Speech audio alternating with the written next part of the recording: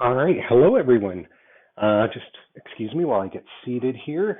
I am going to be doing some repair videos as well as some gaming videos here on this channel. I'm just going to adjust the camera a bit here. I do apologize for the quality of the picture when it comes to the electronics at this point, but I will be getting some better equipment and filming these repairs as as I go. The video quality will get better and better. I do have a lot of repairs lined up. I'm also going to post some gaming on here. I really enjoy gaming, so I'm going to be posting that as well. But with that being said, I've got my soldering iron, which I will be upgrading shortly, warmed up. I've had it for years. I've had it since a long time. And I am going to begin here just by showing you what is wrong with this monitor. This is an Asus gaming monitor. It's my secondary gaming monitor. And I really liked it. And I thought, well, you know what? Why not take a look and see what is wrong? I'm very familiar with electronics and worked in repairing electronics and computers for years. So I am going to repair this. I found the issue.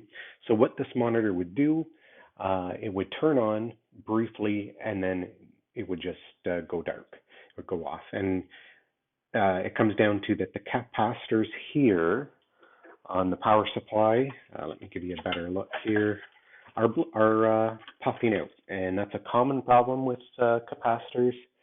I don't know if you can kind of see them puffing.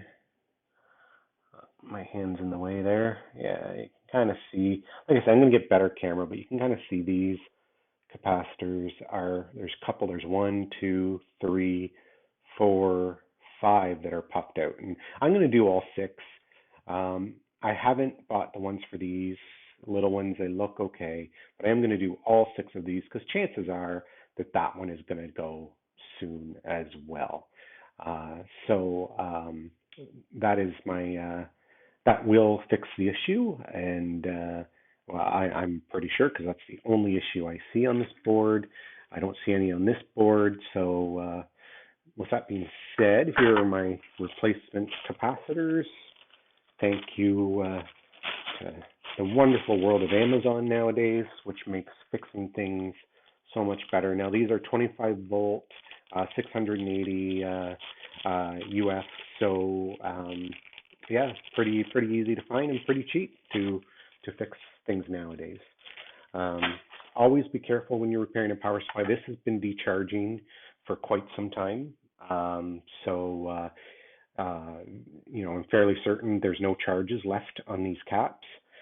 Please be careful, and if you're not familiar with repairing electronics, and especially power supplies, please get an expert to do it, or somebody that knows what they're doing, so that you don't hurt yourself, because especially these capacitors can retain voltage, which can shock you.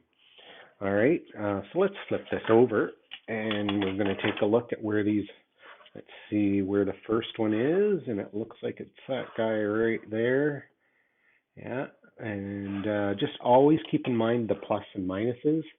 That's very important. If you put them in backwards, they will explode. So I'll show you on one of these caps here.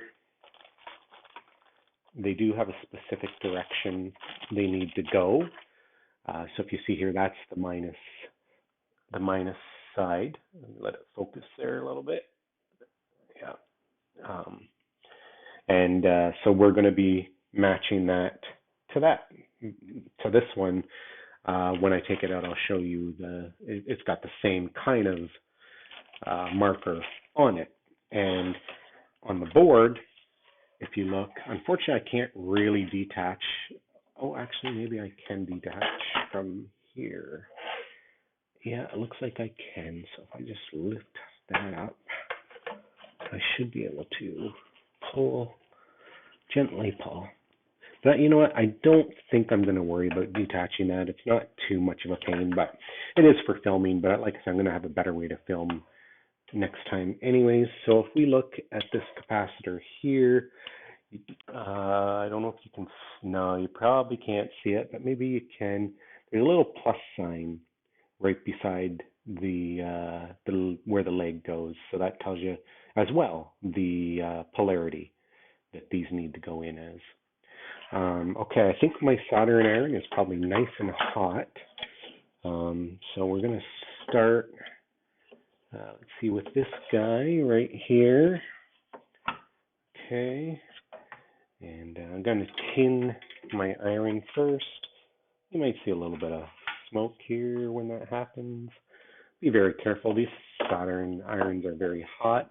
Unfortunately, mine's old, so it only has one setting, which is high, which is not ideal, which is why I'm going to get a new one here so I can do these repairs a little more properly. But this should just do the job for today until I do. So what I'm doing right now is what's called tinning. Getting some solder on here. This hasn't been used in a while, so just here, we need to make sure that this power cable is not in the way. There. So just tinning it, and then I got a wet sponge here that helps to tin that. And then I got my solder sucker here, which is the next piece that we're going to need to suck out the solder from these caps. So the first thing I'm going to do is pull out all of these caps. So I'll pull one out here, and I'll show you that process. And then once that one's out, I'll go ahead and pull the rest out, and then I'll kind of skip them forward to once they're out. Okay. So we're just going to get this guy here. So I'm just going to put a little light pressure on there, try and melt that solder a little bit. I wish I had some flux. I don't. I've got to push the solder sucker down here. Uh-oh. There we go. Okay. So, yeah, let's try this again here. We'll get that to heat up. It's heating up. And you just got a little bit.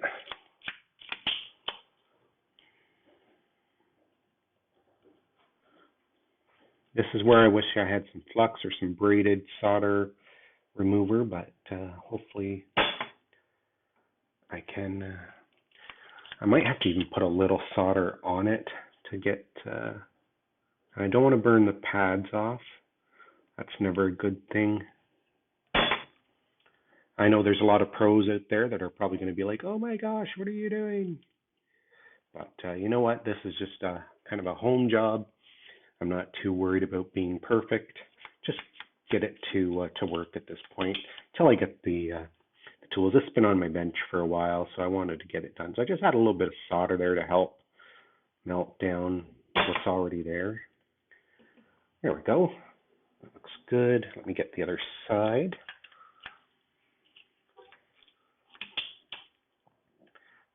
I do apologize if the volume is low here. You might have to turn your volume up to hear me. I will have a different setup, as I said, shortly, but I'm kind of just starting out here, doing this for a bit of a hobby, and figured if I'm going to do this, why not record the videos on my channel and start posting some stuff here. Sometimes that gets stuck. I'm getting an electric sucker. There we go. And we'll give this another.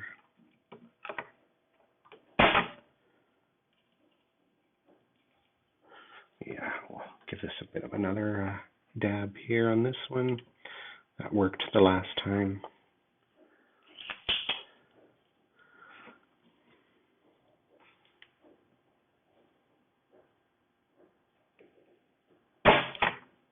Oh yeah, that's nice and clean. Good. All right, so let's see if I can adjust that cap to come out. So this guy right here.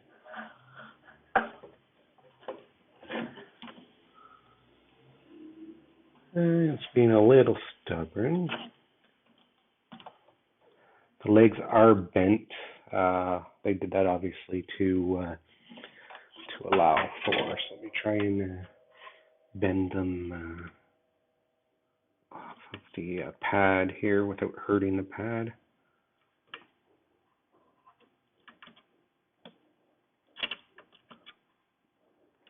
There we go. And take a look at this one.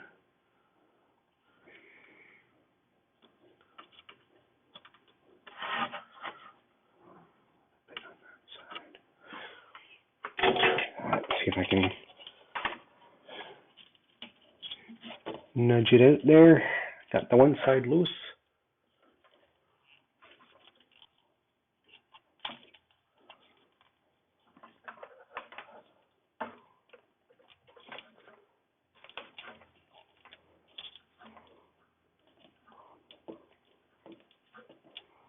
I don't want to pull on it too hard because if I do, you may wreck the pad. So that's not a good idea ever to pull on them.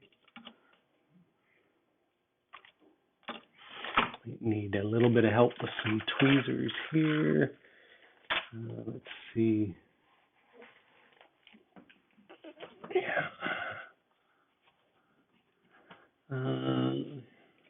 These are too big. I think I have some smaller ones here, but we'll try this. Yeah, it's too big. All right.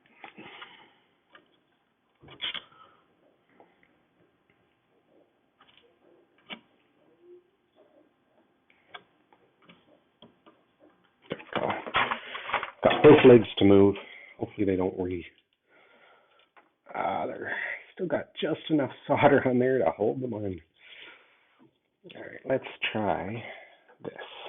Like I said, I'm no professional by any means. I did do this for years, but I'm kind of just getting back into it here.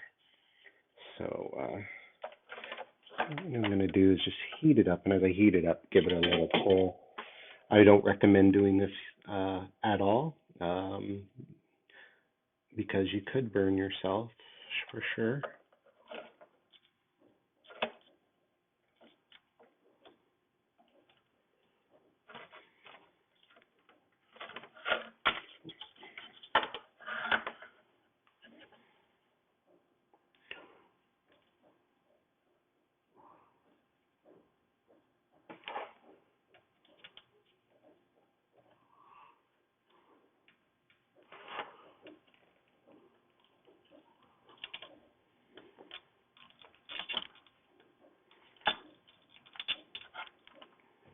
Okay, got one leg. Let's see now. Got one leg here. Close. Good.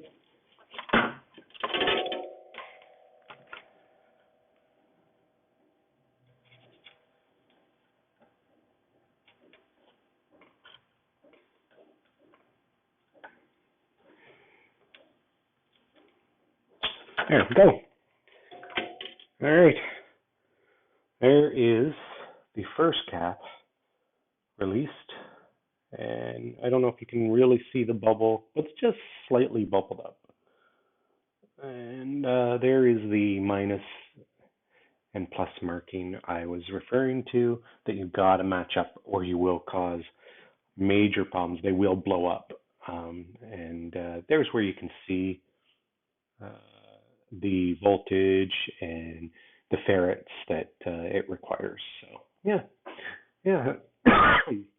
Excuse me, he's a little stubborn, but I'm going to go ahead and I'm going to stop the video here. I'm going to take the rest out, and then I will show you me putting one back in, and I will then go through the process of putting the monitor together and show you it in working state.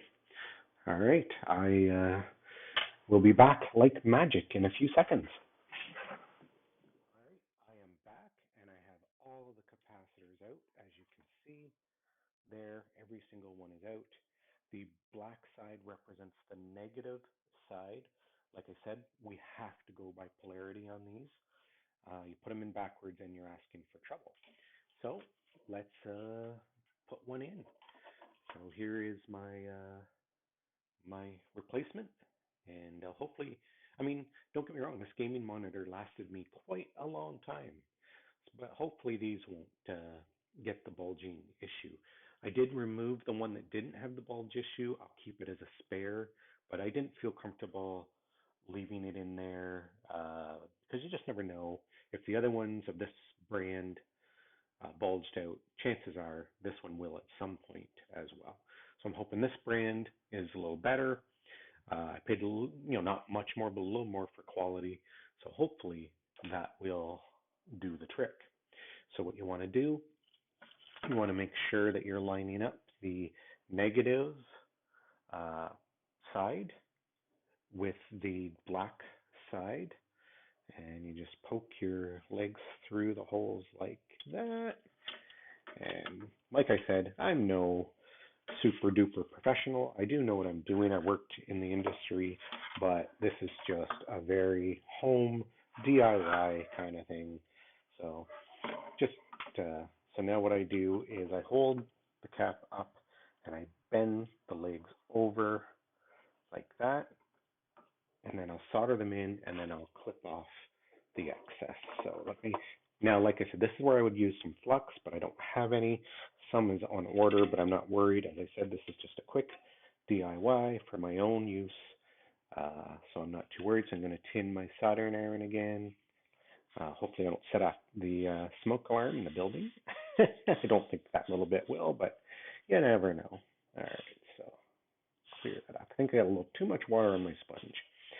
That's not good when you do that. But all right, so now I'm going to solder these in. So just gently go around the trace, get the solder there, let it soak through.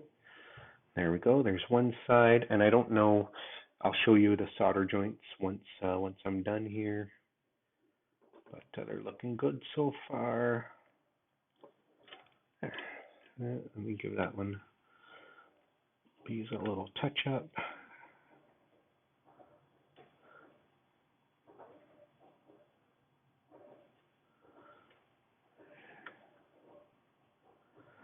I definitely don't want to make any cold solder joints. Cold solder joints are when they're not soldered properly. The solder doesn't adhere around it properly, and it gets cracks and causes connection issues. Let me just touch this one up. This is where flux would be nice, but that's okay.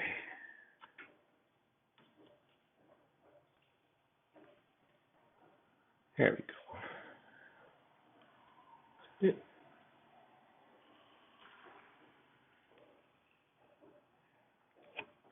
Get a little bit more on there here.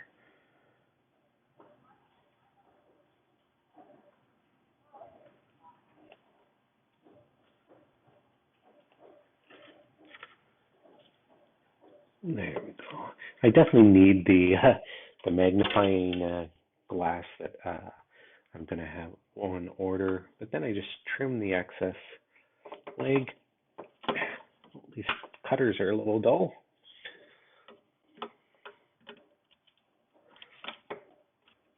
Don't.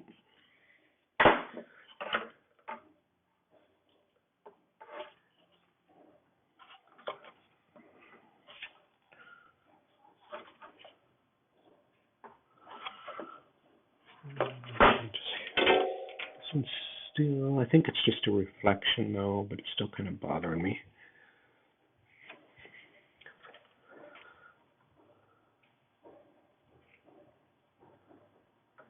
I think I'm going to take the solder off that and redo that.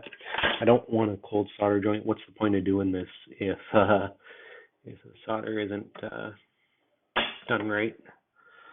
There. And then let me give this another go here. There, that's better. That looks much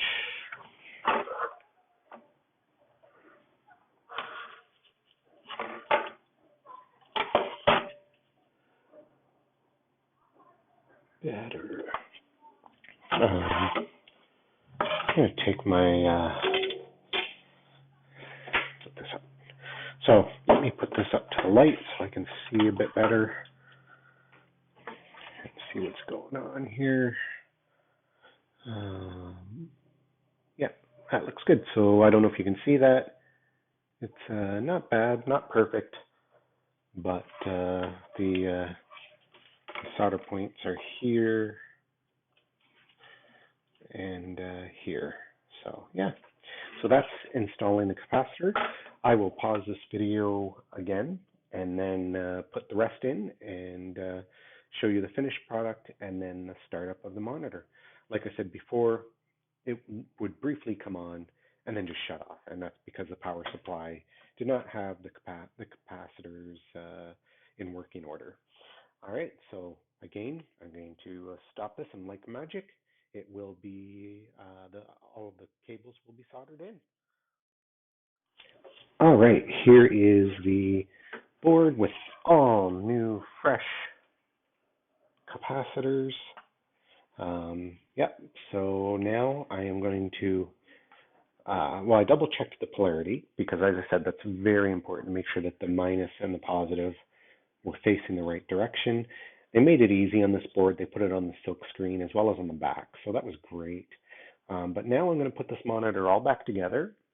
And once it's back together, I'm going to, before I put snap the faceplate on, I'm going to test it because that faceplate was very hard to get off. I'll give the model number of the monitor once I get it all back together. I've forgotten the model number, but very nice monitor, or I wouldn't be taking the time to fix it like this.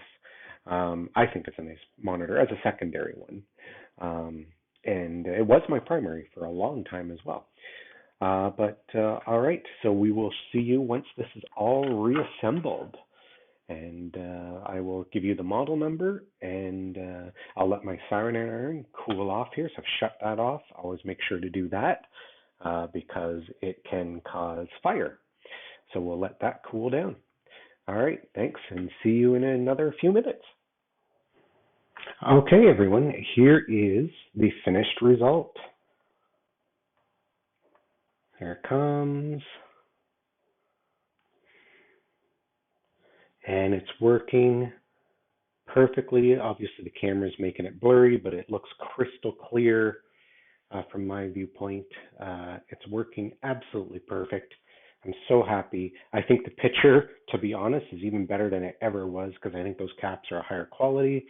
So it's allowing the power supply to provide proper power. I'm just going to move a window over there to give more kind of an idea. There we go. It's working beautiful. I'm so, so happy. But that's it. That's my adventure of repairing my secondary gaming monitor. I am so happy that this worked out. Thanks to those that watch, and please subscribe to my channels, subscribe and follow. I also do streaming on Make Time for Games and at Make Time for Games. So thank you all very much, and cheers.